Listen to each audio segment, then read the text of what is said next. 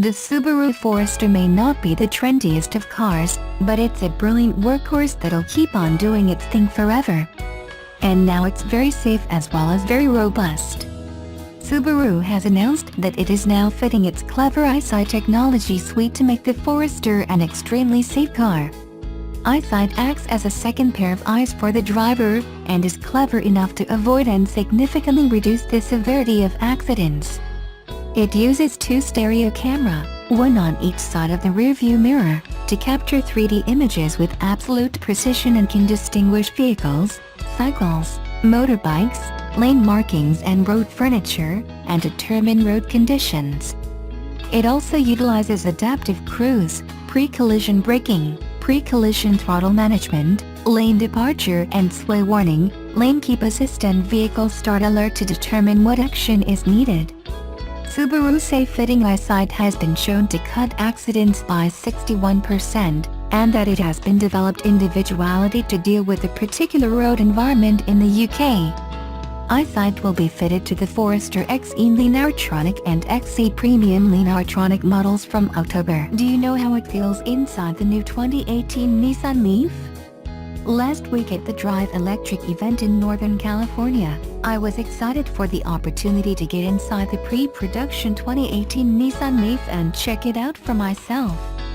It's no secret that I have been one of the biggest critics of the current 2018 Nissan Leaf, not just for its embarrassingly impractical range but also for its incredibly poor appearance. It's almost like the designer's main strategy was the same as one adopted by a dysfunctional and overprotective father whose daughter is going to her high school prom: make sure she looks as unattractive as possible so that nobody wants to take her home. Granted, Nissan took a chance on a full electric concept back in 2010 before it was either cool or necessary to have a compliance car. You can even argue that they paved the way for Tesla and the future of electric cars. But then again, I don't believe electric cars like the Nissan Leaf would ever have made it past its first generation if it wasn't for Tesla showing the world what a real electric car could be. Why I like the new Nissan Leaf. But we are here now, and so is the long-awaited all-new Nissan Leaf. And you know what? I don't hate it. No! In fact, I actually kind of like it. The new look has far surpassed its hideous beginnings and is very much in style with the rest of today's compact cars. And the range? Well, it's not really what I would like from an all-electric car in 2018, but at about 150 miles on a single charge, it is acceptable for most daily drivers. Nissan has promised to roll out a longer-range version of the car next year, which is expected to be over 200 miles. A one-year wait for a 50-plus mile range boost is very much acceptable if you ask me. I should mention that Nissan does not have any plans to create or collaborate with an existing infrastructure to be able to fast-charge its cars for those who travel long distance, thus limiting the use of the car to daily driving where the car can be recharged overnight. It is not at all practical to travel in this car beyond a 60 or so mile radius, like you would be able to do in a Tesla using their ever-growing supercharging network. They say it's the inside that matters.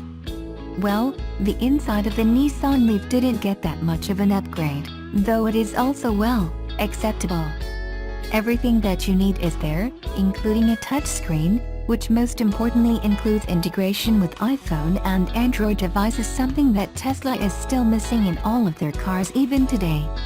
The biggest complaint that I hear from the electric car community is, once again, the absence of a thermal management system, which a lot of times results in range loss.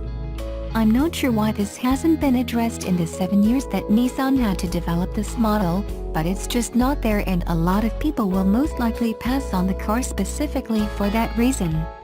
Now let's talk about the price. This model starts at about $30,000, which is way too close to the much more sophisticated, and altogether simply better, Tesla Model 3. However, unlike Tesla, Nissan does offer dealer discounts, discounted lease deals, and is much further away from its 200,000th electric car sale than Tesla, which will eventually trigger the end of the $7,500 federal tax credit currently offered. Best of all, you are not likely going to be stuck on a waiting list for a new Leaf when you want one, once Nissan starts rolling them out in the US in the beginning of the next year. Overall, I believe that the new Nissan Leaf is a huge improvement over its first-generation ugly sibling. It will now be a real and practical option for those who would like to switch to an electric car but do not necessarily have the budget or patience to purchase a Tesla. There is still a lot of room to improve, but this is a huge step in the right direction, which I believe will continue to keep the Nissan Leaf in first place as the world's best-selling all-electric car for a while longer. Is there a tougher test of quality than letting hundreds of learner drivers practice in your car? Vehicles owned and operated by driving instructors go through a lot, which is why reliability is key. So is fuel economy, because trips to the pumps can easily add up to thousands over the year. It's no surprise then that many instructors stick with tried and tested models such as the Vauxhall Corsa, but some are starting to make the jump to electric vehicles because these offer rock-bottom running costs. Paul Tomlin, owner and operator of Green Driving School in Stoke-on-Trent, Staffs, was one of the first to make the switch and has been using an electric Nissan Leaf to teach automatic learners since 2011. He's racked up 126,000 trouble-free miles in his latest car and has now traded it in for a new model. Auto Express caught up with Tomlin to see what it's like teaching the next crop of EV drivers. Like most other motorists, Tomlin, of Holdcroft, began looking at electric vehicles to save on running costs. He told us the brakes on his previous cars often took a lot of punishment. "I went through 3 full sets of pads in 60,000 miles, he said. Tomlin also calculated that a year's worth of teaching learners cost him £5,000 in fuel. He became one of the first people in the UK to order a Leaf, purchasing a 2011 Ascenta import from Japan.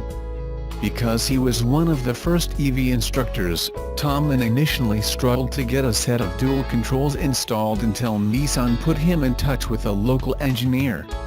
It was a good car, but because it was an import there were some teething problems that I had to get used to, such as the battery life indicator being slightly optimistic," he said. In 2013, he swapped the import for a black 24 kW Leaf Ascenta with a 6.6 kWh charger, and hasn't looked back. "I've done 126,000 miles in it and it's never broken down," he said. "The only thing I've ever had to replace was the windscreen wiper motor at 90,000 miles, and that's it." Even more impressive are the brakes, which according to the last inspection are only 50% worn after 126,000 miles of teaching. A typical day for Tomlin will see him teach for 4 hours, take a break and charge the car before another 3 hours of lessons. He reckons he normally covers in excess of 130 miles a day, which is more than the Leaf's 124-mile quoted range. "The public charging infrastructure has been vital for me," he added. Tomlin said he initially struggled to find enough public charging points, but his local Nissan dealer was able to keep its rapid charger open 24 hours a day. "It's not an issue of range for me. It's all about the rapid charging capacity," he said, adding that the infrastructure must grow if electric vehicles are to become more popular. More than 50 students have passed their automatic tests so far in Tomlin's Leaf, with several others having taken lessons. "There's never a single complaint from them," he said. In fact, they're all very surprised at how easy the Leaf is to drive. And the instructor told us that his students are often more relaxed in the Leaf than their predecessors were in any of his previous cars, adding, "This makes it easier to teach them how to drive." But Tomlin isn't just teaching his students how to drive a car. He's helping them become future EV owners by showing them how to charge the Leaf on a timer, where to find charging stations and which cables to use at them, plus what to do when the car is low on battery. Tomlin told us he also teaches his students how to follow the Driver and Vehicle Standards Agency's DVSA, safe driving guidelines when braking and accelerating. In short, he explained, "I'm preparing them for the future."